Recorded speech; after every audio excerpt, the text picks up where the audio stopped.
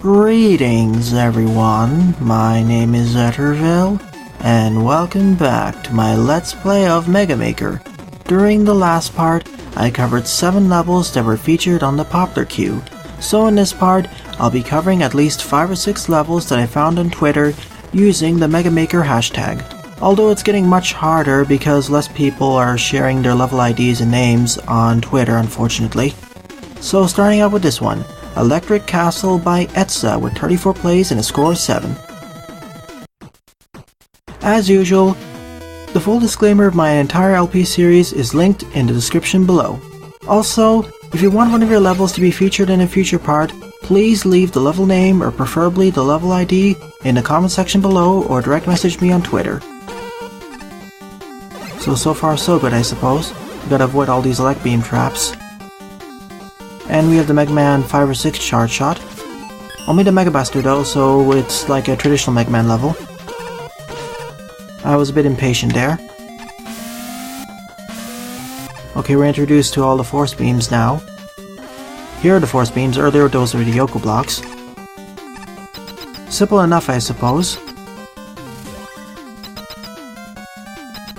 That was a rather short stage. It felt like a third of a traditional Mega Man level, actually. It's a little bit harder though because we have to worry about Nightman in this enclosed territory, and we can't jump as high. It's not too bad though. Very simple stage overall, and it feels like a nice prototype for a full stage. Maybe in a future level that Etsa will make. Still, it feels like a nice start. It nicely introduced the elect beams, but then it started to fall apart near the end because we only had one screen to react to the force beams, although they were a bit yellow. As I said though, this feels like a nice introduction to a full stage later, and because the introduction or placeholder scaffolding is there, I will give it a thumbs up. Hopefully it will be expanded in the future to a full level or something. Second up is Take Your Time for the Final Battle Under the Blood-Red Skies by Monty 30 plays and a score of 6. That's an awfully long title, and the loading time is a bit longer too, so this is going to be a longer stage. Once again, I reiterate my earlier suggestion that there should be a screen count number at the beginning of each stage to indicate how long it is. We have 2 pathways we can take. I'll take the left one first. It's just there for E-tanks. I will graciously take the E-tank though. I'm not sure how hard the stage will be.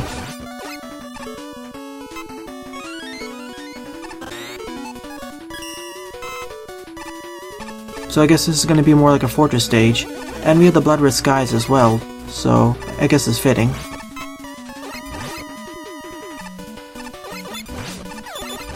That's a lot of enemies here. Well, at least a quick boomerang doesn't take that much weapon energy to use. No, I can't get up there, unfortunately.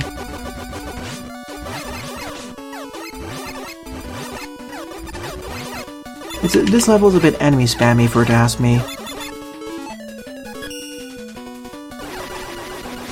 I really want that E-tank because I'm not sure how the rest of the stage will go. I get a feeling I'll need to consume at least one E-tank somewhere in the stage, mainly due to the enemy spamminess. At least we have the charge shot to make things a little bit more manageable. Surprise shield attacker over there.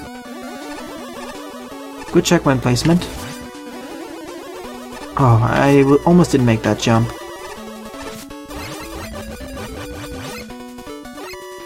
Now we're in the waterfall segment with a lot of spikes at the bottom. Yeah, this is really an enemy spammy stage if you were to ask me with force weapon usage. So I guess we need to use special weapons in order to do this better, although using the charge shot isn't that bad, and there are frequent weapon pit drops, so it isn't too bad either. And the author was rather generous in terms of the E-tanks actually, so that's another plus.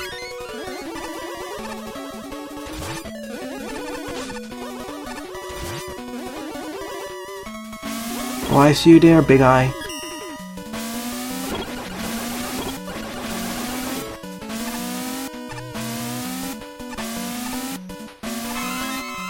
That should restore all the things I need. I'm not sure if I'll need all these power-ups, but I appreciate them regardless. Oh, if only I had the Super Arrow Rush Coil or Wheel Cutter here, especially Wheel Cutter. That would be an awesome special weapon to have in Mega Maker. Back to the spike jumps.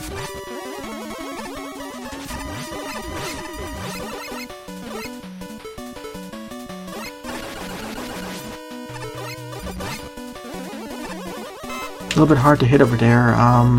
Can I hit him downwards? No, I can't. Metal Blade time it is.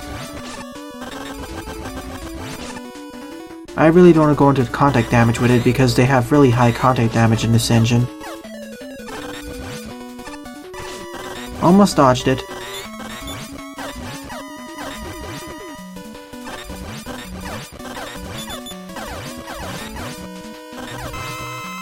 Well, I do like the variants in tile sets, that's for sure.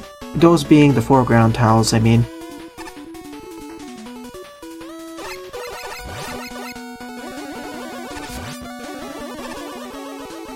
I'm a little bit worried about all these jumps, though, considering some of them are a little bit far apart.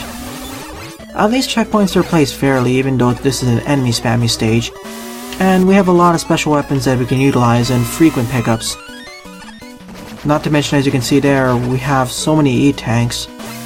I guess the level author did determine that players would take quite a bit of damage, hence why there are a lot of E-tanks and M-tanks, not to mention all the pickups.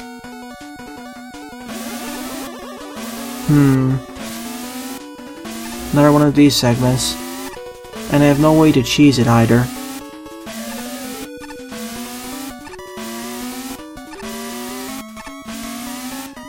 At least it's not one of the unfair ones where one of the Yoku blocks is placed right over my head.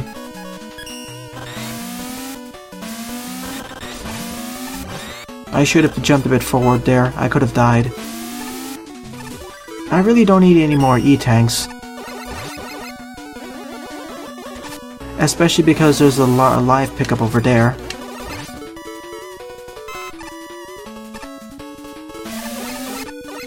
Oh, I see you there, Fire Beam.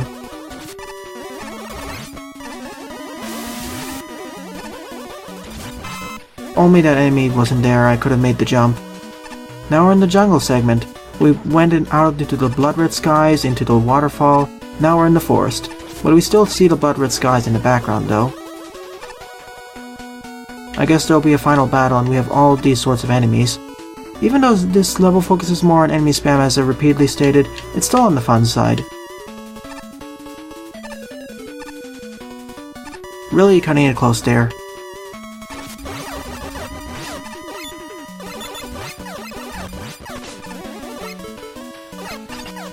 And I see a checkpoint over there. Really, the two main selling points of the stage are all the special weapon usage, the spam of enemies, and Yoku blocks.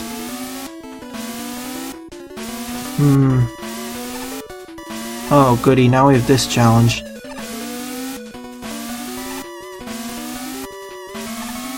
I was hoping there would be none over the ceiling or above my head, but apparently my fears have come true. Wasn't too bad though. Just take it slow and you'll be able to proceed.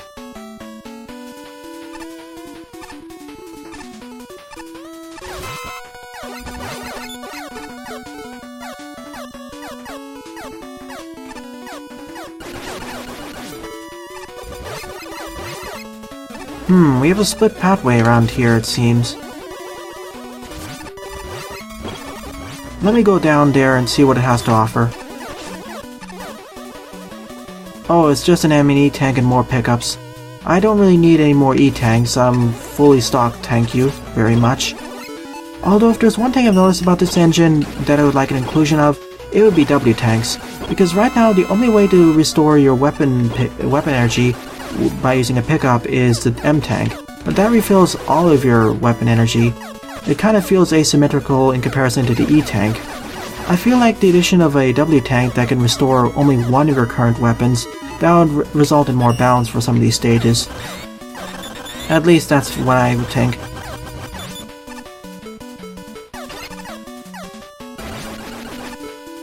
let's enter the castle, I suppose.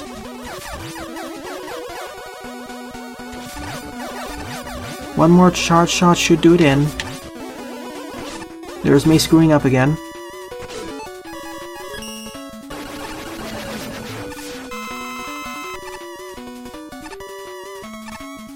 Oh no. I knew what you were going to do over there.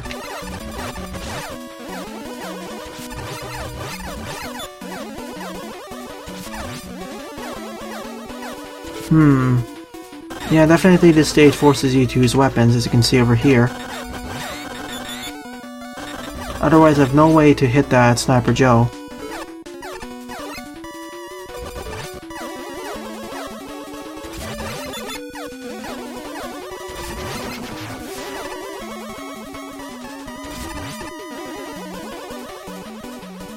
Oops, I went the wrong way here. Oh, I can't even hit it there, never mind.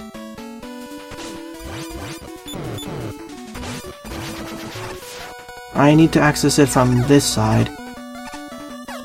Of course, we have the footholders who can shoot me now. Wonderful. So, as long as I don't get hit by one of them during my mid-jump, like here, I should be fine. Really low on health, so I will consume an E-tank. We're drowning in E-tanks, so might as well use them. It was scary of this. This stage would be so much easier if we had the ability to actually have a utility that would increase our movement capabilities, like the Star Crash, Rush Coil, Rush Jet, Super Arrow, etc.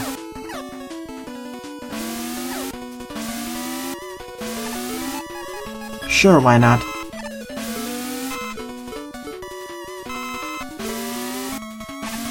I'm not going for that E-tank, there's no need for it. I'm drowning in the weapon pickups as well, so it's not necessary to consume an M-tank. Really though, if I was designing this stage and we had W-tanks in the engine, I would replace almost all of the M-tank pickups with W-tank pickups. It just feels like overkill and unbalances the stage. But it is one of my favorite enemy spam stages in this of this game I've played so far in this LP though. So, good job in that regard. Oh no. I should have been faster there. I don't have a flash stopper either, so I gotta be quick. Which I wasn't here. I see, I need to use Firestorm, that should do the trick.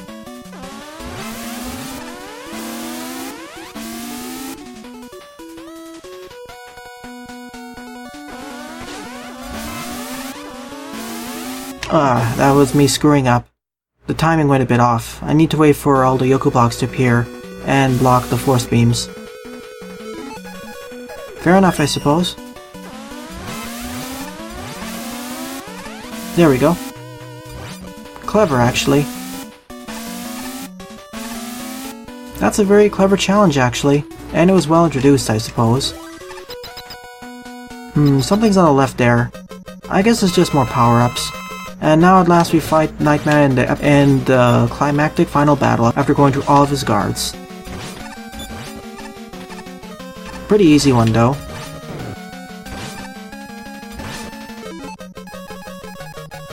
Especially because I have such a large stockpile of E and M tanks, but it is suitably challenging if you're going for a Buster only run. Alas, that was Take Your Time for the final battle under the blood-red skies. A pretty nice Yoku block / forced weapon usage / enemy spam stage. One of the most fun enemy spam stages I've played in this engine, so good work Monty Mo. Third on the lineup is Disdonn Fortress 1 by Disdonn, 9 plays and a score of 2. Oh goody, it's a longer one as well. It seems to be a medium length stage. And a fortress stage, so I guess we're gonna have forced weapon usage.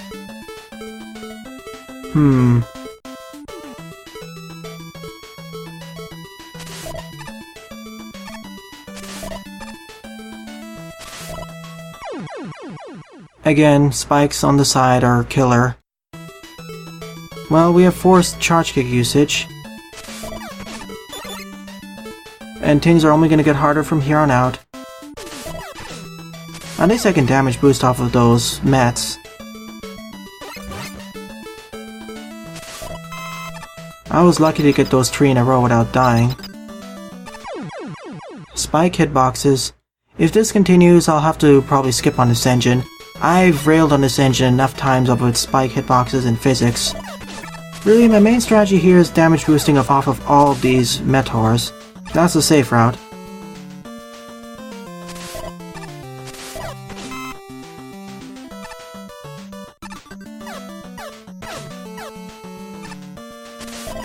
Phew, I thought I was gonna get hurt over there. Well, at least checkpoint placement is on the fair side. Oh no.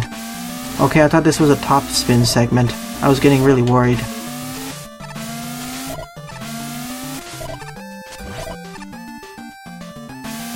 Oh no.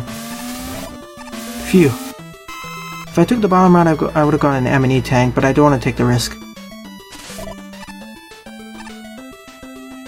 Down we go. I pressed the jump button. Again, engine, the trifecta of problems, spike hitboxes, the engine not registering buttons, and physics problems.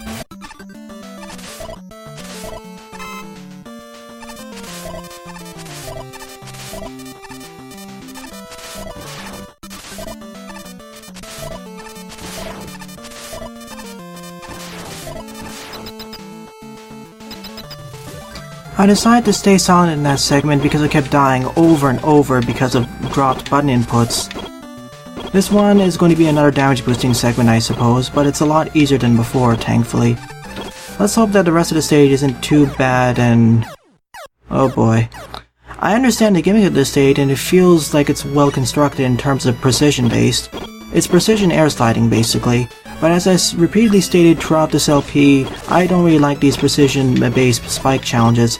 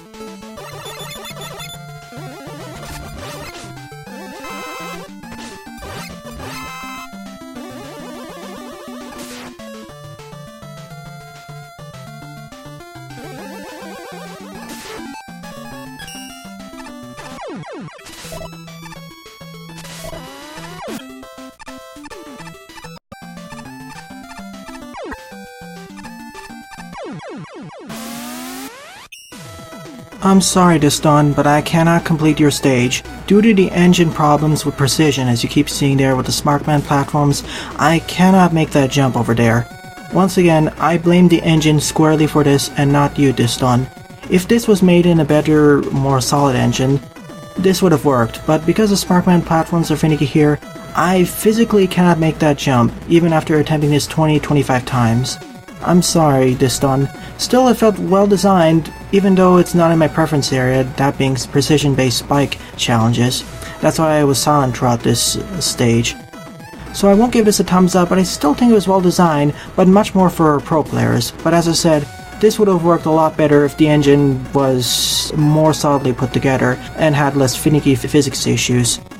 As I've said in several parts, whenever I have these precision-based spike challenges, I always feel like I'm rolling dice whether I'm going to make it through the stage or I'm going to die on the side of a spike. That, and also the fact that sometimes my jump or fire buttons, especially the jump buttons, get dropped by the engine.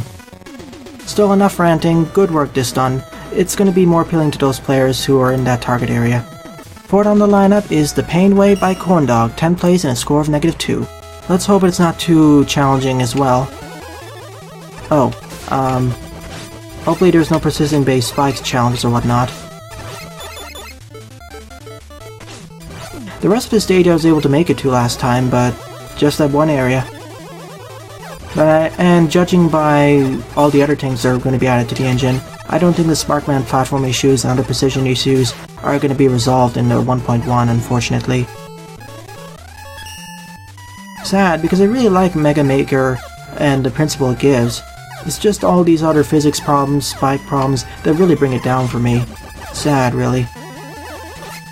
And another thing that irks me is that Magmal 2 isn't getting as much media attention as Mega Maker did. I mean, it's a really solidly built together game as well, and I feel like the engine's better. Well, I guess I'll have to do some manual PR work then. Hopefully get some more attention built to this, and so Magmal 3 will actually get bigger. But enough about Magmal 2 and 3, let's talk about this level instead. It's certainly more on the enemy spammy side, that's for sure. And I would like some life pickups, actually. At least I have a lot of special weapons in order to make the stage a little bit easier. But the stage design feels like it's pretty randomly put together. That was a bit close and I got sniped by that picket man. If only the picket man had less health, it would be so much less annoying to deal with.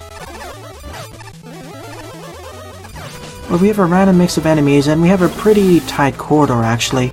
If anything, this isn't the Painway, it's the tower.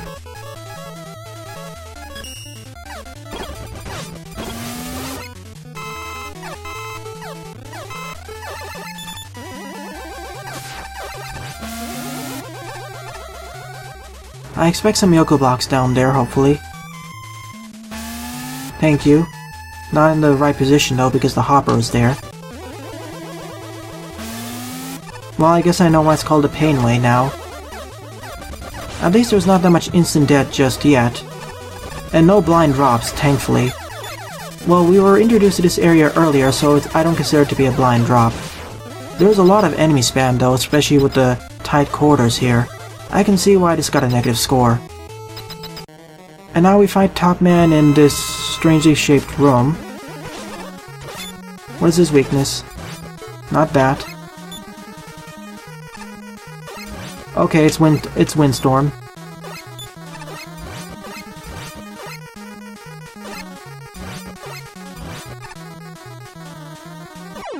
And that was the end of the Painway. A rather below average tower-based stage, which had a lot of clustered enemies, and enemies could respawn in unfortunate areas. So I can't really give this a thumbs up or thumbs down.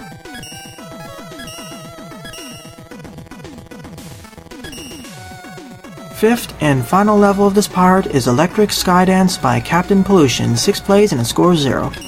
I say the fifth and final level because I'm getting tuckered out because of Disdonn Fortress 1, sorry.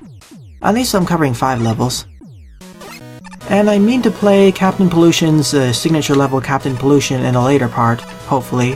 The reason why I didn't do it earlier is because every time I tried loading it before version 1.0.9, it kept crashing on my end, it kept freezing Mega Maker. The level was just so big. That was my fault. I should have damage boosted off the enemy. So we're introduced to the caterpillars here. I'm not sure if you can make this jump normally, but...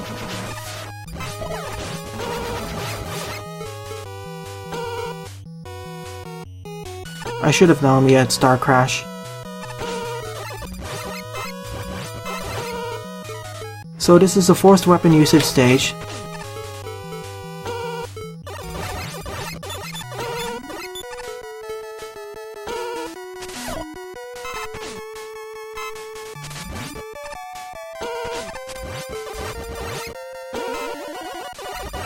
So far so good, a lot of spikes, but as long as you're careful, you can make it by pretty easily. And checkpoint placement is pretty fair. Same with the other spike heavy stage, that being Disdonn Fortress. I forgot to comment on that one.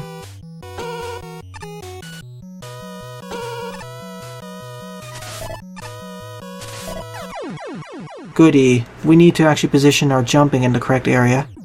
At least there's a checkpoint right over here, and we have a lot of life energy. I mean weapon energy we can restore all the time. Engine. I pressed A at the right time. Engine said no.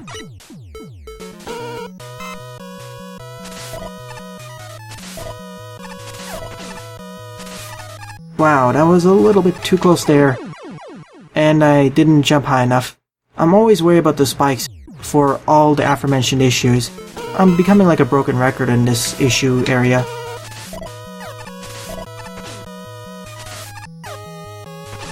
Thank you. Otherwise I'd be too scared to make that jump. Again, I was tapping A. The game decided to drop inputs. Well, I know what to call this part for now.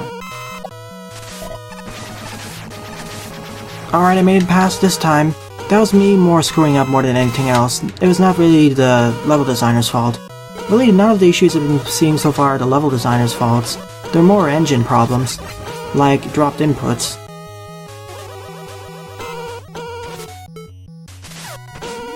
There's an E-tank over there, but I don't think I'll need it.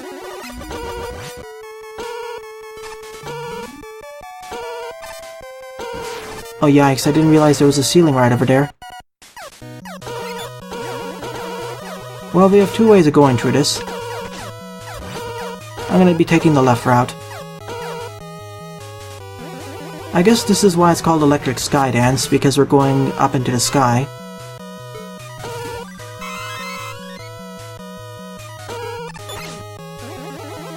I'll skip that M-tank because I don't think I need it unless the boss fight's too difficult. Oh no. This type of challenge. Well, I guess I'll have to do a lot more jump cuts then.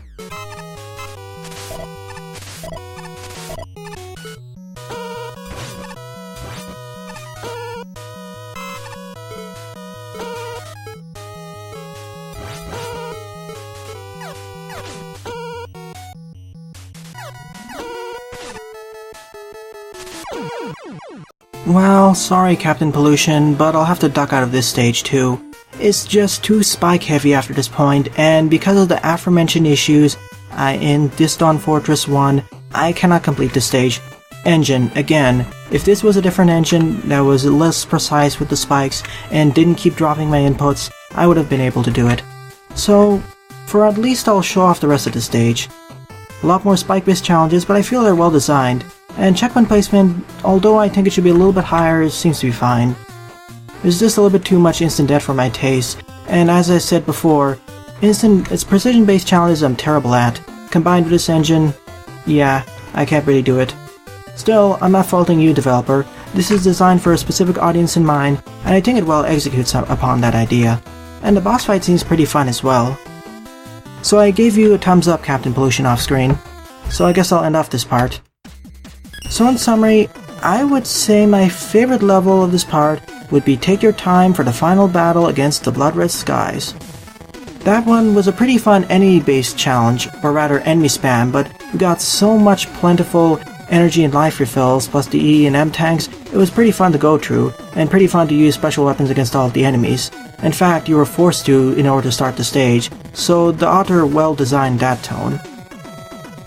I don't really have any honorable mentions here, mainly because I kept failing. Still, I give credit to Disdonn Fortress 1 and Electric Skydance for the aforementioned reasons, and designing a stage well suited for an audience who prefers more spike-heavy oriented challenges and precision in general. So in the next part, I'll probably be covering another batch of viewer-submitted levels. Well then, thanks for watching and have a nice day. Toodles!